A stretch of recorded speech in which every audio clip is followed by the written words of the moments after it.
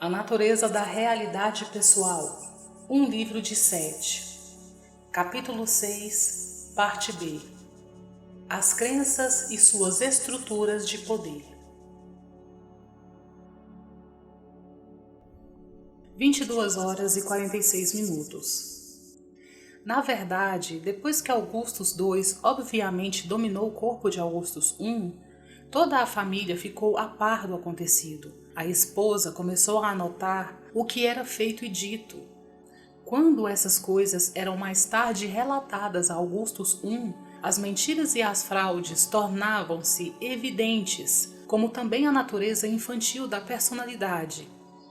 Augustus II, entretanto, passava por sábio, vindo de uma galáxia superior à Terra em todos os campos de atividade, e então fazia previsões que nunca aconteciam e gabava-se e mentia como um artista veterano.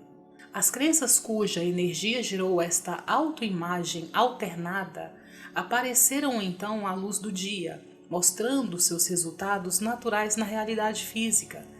Augustus I, agora adulto, foi forçado até certo ponto a perceber a natureza dessas crenças, mas quando esteve aqui visitando Hubert, ainda não queria examiná-las.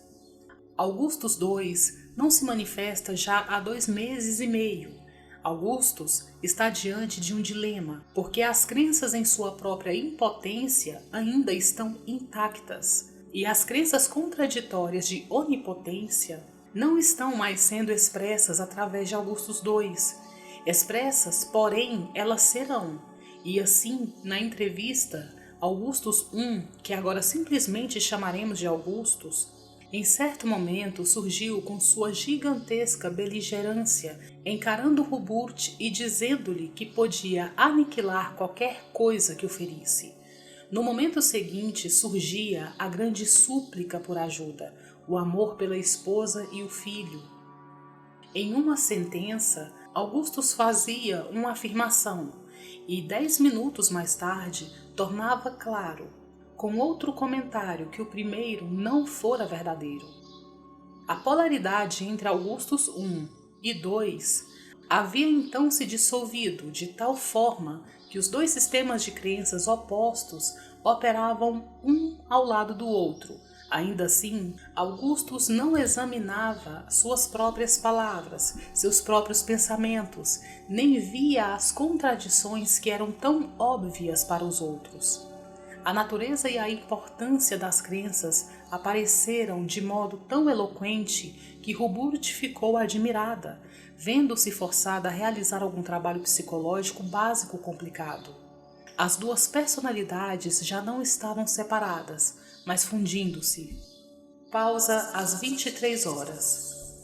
Augustus disse: "Meu amigo matou um vizinho meu que estava contra mim, fazendo-o ter pneumonia. Ele cuida de mim." Outro vizinho estava com uma úlcera e Augustus contou a Hubert que depois de tocar essa pessoa, a úlcera parecia ter sido curada. Aí ele disse: "Gostaria de saber quanto dessa grande habilidade pertence a mim." E desviando brevemente o olhar: "Talvez eu não precise da proteção de meu amigo, afinal de contas." Ora, isso foi uma coisa positiva, pois Augustus estava começando a sentir que talvez não fosse tão incapaz. Sua própria personalidade, porém, deve lidar com as características definitivamente de mau gosto de um Augustus II que não está mais personificado. Ficaram com ele as perguntas: se sou tão poderoso, como é que sou tão fraco e não posso nem sustentar minha família? Se sou tão grandioso, por que não posso usar eficazmente minha energia? Pois o corpo de Augustus está mais uma vez sofrendo a oscilação de crenças muito contraditórias sobre si mesmo. Antes, ele era fisicamente poderoso como Augustus II. Agora, como Augustus, ele é ora forte, ora fraco. E o estresse físico é aparente. Como Augustus II, ele conseguia ficar acordado dia e noite, realizando tarefas físicas muito difíceis para um ser humano normal, pois atuava com a ideia indivisível de poder e força. Foi preciso alguma coragem da parte dele para deixar que Augustus II desaparecesse. Como a clara divisão de crenças já não existe, ficou ainda mais difícil para a mulher, pois as características de Augustus II transferiram-se para ele. Ele mente, por exemplo, onde apenas Augustus II mentia. Aqui, então, está um caso em que crenças diretamente opostas dominam a mente consciente em vários momentos, cada uma acionando o corpo à sua própria maneira. Fisicamente, o corpo tem a mesma capacidade de força, independentemente de que grupo de ideias esteja dominando. Mas na prática, Augustus I é incapaz de realizar os feitos de Augustus II. Augustus II, certa vez, estando zangado, pulou de uma janela do segundo andar para o térreo, sem se machucar. Um feito altamente incomum. Augustus, porém, cansa-se tanto que mal consegue atravessar um dia comum. Eis aí uma situação na qual uma pessoa, por meio de suas crenças, coloca sua energia e seu poder literalmente para além de si mesmo. Ele poderá usá-los apenas quando mudar completamente de crenças. Foi somente porque as características infantis de Augustus II finalmente apareceram tão ostensivamente que Augustus II precisou ser dispensado. A mulher de Augustus fez a diferença, pois era óbvio que ela não tinha a mesma opinião desse amigo de seu marido. As crenças dela, então, tornaram-se a nova base, o ponto de mudança que permitiu a Augustus ver sua autoimagem alternada com algum tipo de distanciamento. Com bom humor, você pode fazer uma pausa alternada. 23 horas e 22 minutos. Jane não se lembrava de nada que Seth dissera, mas logo que saiu do transe, o que aconteceu rapidamente, como de costume, ela comentou: "Posso dizer que Seth tem mais sobre o assunto, tudo pronto à espera. Entre sessões, geralmente não tenho consciência disso, embora sonhe às vezes." Esse foi o final do trabalho do livro naquela noite. Depois do intervalo, Seth transmitiu 2 páginas sobre um assunto que eu levantara anteriormente naquela noite. Assim, a sessão terminou às 23 horas e 51 minutos. A sessão recomeçou, entretanto, depois que eu guardara meu caderno. Durante uma troca espontânea, Seth transmitiu algumas visões a respeito de sua própria origem e aspectos criativos, e por que motivo a personalidade de Jane tornara possível o surgimento de um Seth. E ainda mais, eu não escrevi o que foi dito, e como sempre, acabei desejando tê-lo feito. Talvez recupere o material durante a sessão. Sempre achei que o material parece desaparecer quando não é registrado imediatamente de alguma forma. Uma das razões é que muitas vezes pensei, Jane não é a única em transe durante uma sessão. O receptor, eu, por exemplo, também está em transe, à sua própria maneira. Quando a ligação entre Seth e sua audiência é interrompida, o material até certo ponto é deixado para trás, naquela área de encontro comum. Sessão 629, 29 de novembro de 1972, 21 horas e 28 minutos, quarta-feira. Como de costume, nesta época do ano, começamos a perder algumas sessões programadas. Jane e eu achamos que de agora em diante elas serão realizadas irregularmente até janeiro de 1973, parte devido às nossas atividades de fim de ano, que apreciamos muito, mas também porque nos parece um tempo natural de descanso, embora Jane pretenda manter suas aulas como de costume. A primeira parte desta sessão foi tirada.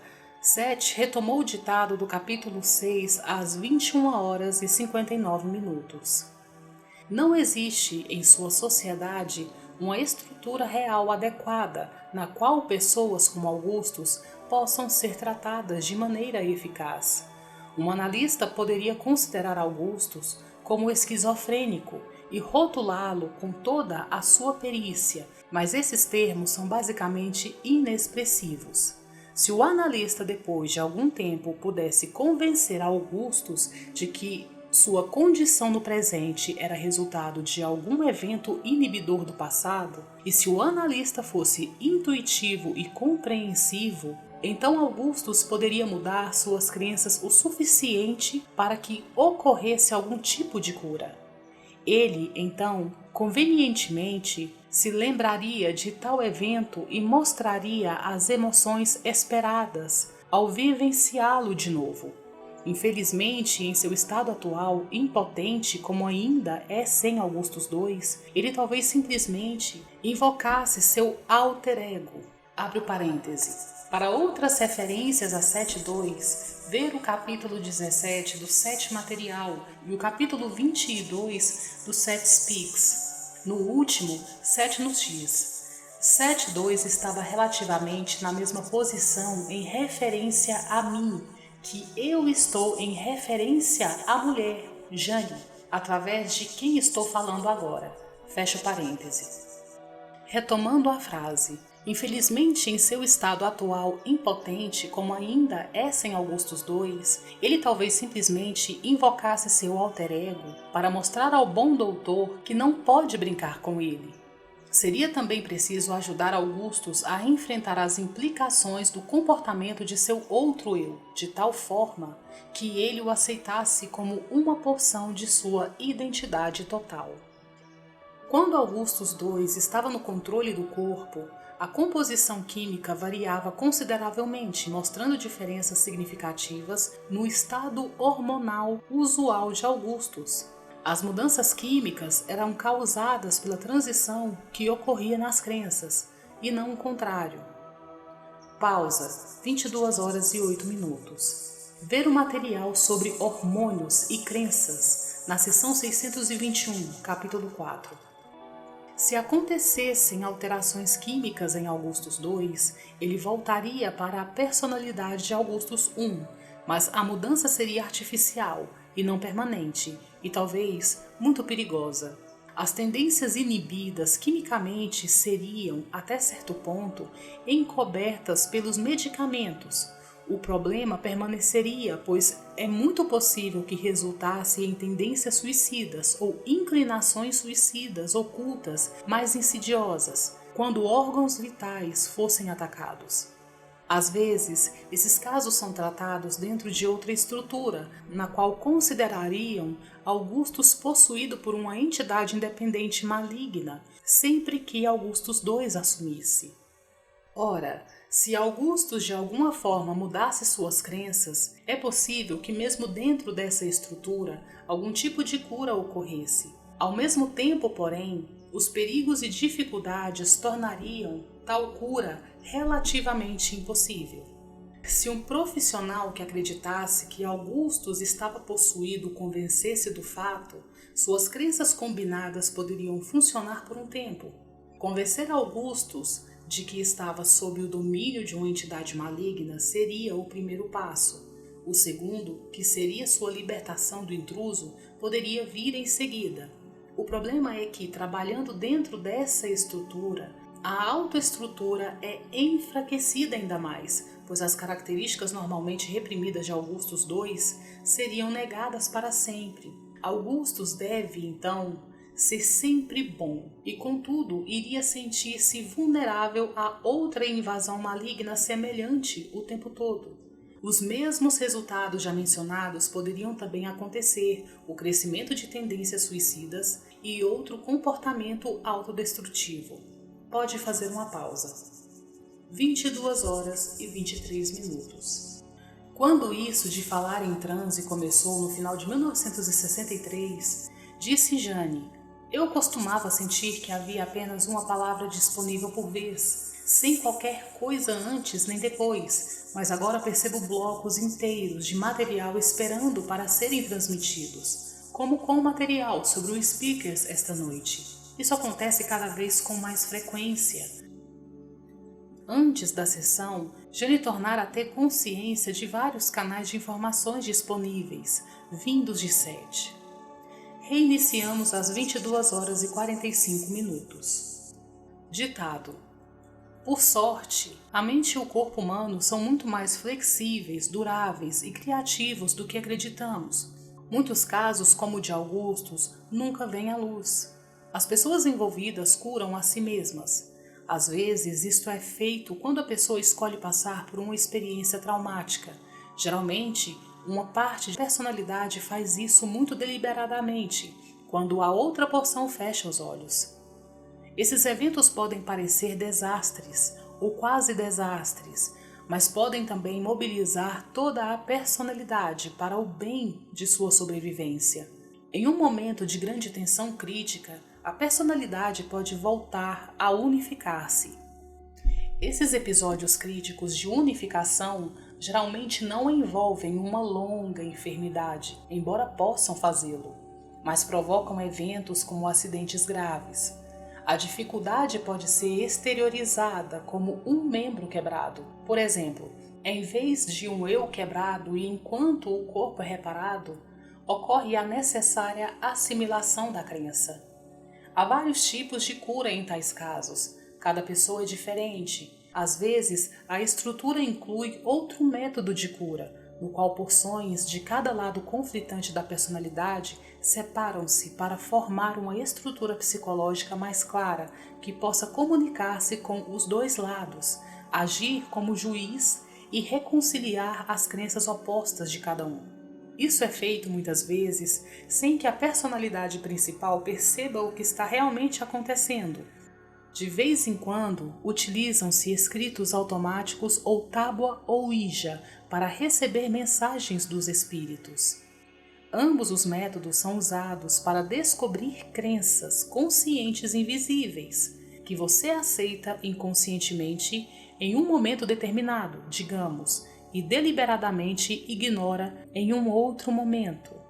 Quando as pessoas que usam esses métodos ouvem que o que escreveram veio através de um demônio ou de qualquer espírito maligno, essas crenças invisíveis são expulsas para mais longe ainda.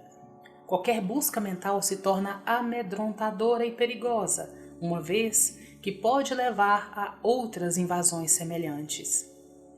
Agora, essa invasão é geralmente a aparição súbita de crenças previamente aceitáveis, muito conscientes, mas invisíveis, que estavam escondidas. Então, de repente, elas surgem como alienígenas. Na maioria dos casos, a ideia da possessão torna a situação ainda mais desconcertante. Mais fácil de encarar, em geral, é a ideia de que a responsabilidade dessas crenças é de outra entidade ou ser. Em todos os casos desta natureza, que envolveram episódios do tipo Augustus, o problema é causado por crenças não assimiladas. Em vez de um comportamento drástico, porém, tais crenças podem expressar-se por várias partes do corpo.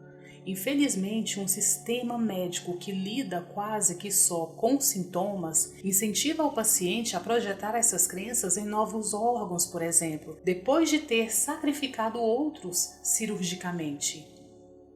As soluções estão na mente consciente. Por mais que eu fale nisso, nunca é o suficiente. E nessas crenças que você aceita sobre a natureza da realidade e especificamente sobre a natureza de seu ser. Embora o trabalho mais básico deva ser feito pelo indivíduo, existe sempre uma variedade de ajudas disponíveis, tanto internas como externas. Você literalmente interpretará e usará quase que qualquer informação útil que lhe chegue, o que será muito eficaz, a menos que suas crenças o levem a pensar que todos estão contra você, ou que você está fora do alcance de qualquer ajuda, ou ainda que não a merece. Outras ideias desse tipo também o afastam de possíveis ajudas naturalmente, mas você as procurará instintivamente e as usará quando possível. Pode fazer um intervalo ou terminar a sessão, como preferir. Vamos fazer uma pausa. 23 horas e 15 minutos. Preferi uma pausa a fim de ver se Jane ainda queria que eu consultasse Seth sobre as ideias que discutimos antes da sessão. Ela se sentira cansada mais cedo, mas agora estava bem. Decidiu, entretanto, adiantar as perguntas e terminar a sessão. Jane referiu-se aqui à parte cancelada da sessão desta noite e que Seth disse a respeito do que devemos fazer para traduzir o material do speaker. Os manuscritos estão no seu futuro e envolverão, como lhe disse, um trabalho considerável, um trabalho de amor. Ver as notas que seguem a seção 623, capítulo 5. Consultar também o capítulo 17 de Sete Speaks. Seção 630, 11 de dezembro de 1972, 21 horas e 26 minutos, segunda-feira. Jane e eu sentamo-nos para a sessão mais ou menos às 21 horas e 15 minutos. Às 21 horas e 25 minutos, ela abruptamente me disse que acabara de receber o título de um livro que eu vou escrever, através de meus olhos. Ela estava muito surpresa, e eu também. Primeiro, disse Jane, ela interpretou suas informações de Sete como querendo dizer que eu iria escrever um capítulo com aquele título para um de seus próprios livros, mas então rapidamente percebeu que seria um trabalho meu. Ele deve expressar minha visão da experiência de Sete e como ela mudou minhas ideias sobre a arte, vida e assim por diante. Então, ao contar-me sobre tudo isso, anunciou que Sete ia se manifestar imediatamente, um procedimento muito incomum em sessões regulares. Ela tirou os óculos. O título do livro deve ser Através de Meus Olhos, e deve ser seu próprio livro, tratando à sua própria maneira de muitas áreas importantes. Você escreve bem, como sabe. O livro deve cobrir sua versão desta experiência conjunta, sua própria explicação filosófica dela, as perguntas que levanta dentro de sua própria mente, suas observações de Hubert como Jane e em nossos estados de transe. Outras partes devem explicar suas próprias ideias a respeito da criatividade como você a sente em si mesmo, as diferenças e semelhanças entre suas experiências quando pinta um quadro por inspiração usual e quando percebe primeiro a impressão psíquica que leva a uma pintura. Algumas ilustrações a partir do esboço inicial de um quadro completo devem ser incluídas. Leve também em consideração as experiências, observando a natureza da cor quando em estado normal de consciência e quando em estados alterados. Preste atenção às cores também em seus sonhos. Deve falar sobre suas ideias a respeito das pessoas que pinta e por que, sendo fascinado por retratos, você, em geral, não usa modelos. O livro pode incluir algum dos materiais que lhe dei sobre arte através de vários canais e como os aplicou. Este trabalho pode ser seguido por outro em que utilizará especialmente as sessões a respeito de arte, mas que cubra também algumas outras ideias artísticas, como a natureza e a origem de inspirações. Dê-lhe um esboço que tenho certeza de que você pode seguir. O livro deve ser divertido de escrever, combinando a habilidade que tem para escrever e pintar. O título é bom e o livro irá vender. Você conseguirá assinar um contrato para sua publicação, recebendo um adiantamento, e o fato de escrevê-lo também servirá como um impulso para sua pintura. Estou sendo esperto aqui. Está? Tentei atiçar Sete um pouco. Estou mesmo, porque isto vai fazer seus bloqueios na pintura entrarem em curto-circuito e o levará a novos patamares na pintura, com humor. Você também irá considerar o livro um trabalho de mérito e estará fazendo algo seu, com sua experiência. Eu sei que o estímulo por si só irá astuta e automaticamente produzir alguns quadros excelentes. Você desejará usá-los. Não vou lhe dizer de que forma particular. Isso passa furtivamente por alguns de seus problemas de agora, nem quais estão envolvidos. Sugiro que você faça um plano de ação, um esboço e algumas páginas iniciais, digamos 1 ou 2 capítulos. Agora faremos uma pausa, e essa foi minha surpresa para vocês dois. Foi mesmo, obrigado. 21 horas e 42 minutos.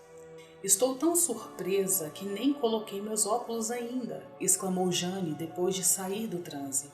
Nenhum de nós pensara em um projeto semelhante, o que não quer dizer que a ideia de escrever um livro envolvendo Sete, pelo menos em parte, não me tenha ocorrido algumas vezes.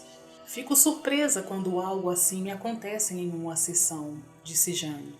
É tão diferente do que tenho estado pensando ou fazendo. Posso ver uma seção central do livro agora, com suas ilustrações, e posso ver o retrato de Seth na última capa. Ela apontou por cima de seu ombro direito para onde estava um quadro, que foi reproduzido em set material e que está pendurado em nossa sala de visitas, bem atrás da cadeira de balanço dela. Reiniciamos da mesma forma vigorosa às 21h58. Este livro será uma boa propaganda para o outro livro que farei. E se você incluir o que lhe disse no livro que estou fazendo agora, as pessoas já começarão a esperar pelo seu livro. Isso é muito astucioso. Então inclua isso em A Natureza da Realidade Pessoal, pois é o nascimento do livro em sua realidade pessoal. Eu tinha muita coisa em minha mente. Algumas das perguntas de Hubert serão respondidas no próximo capítulo, que começaremos agora. Depois, farei alguns outros comentários pessoais.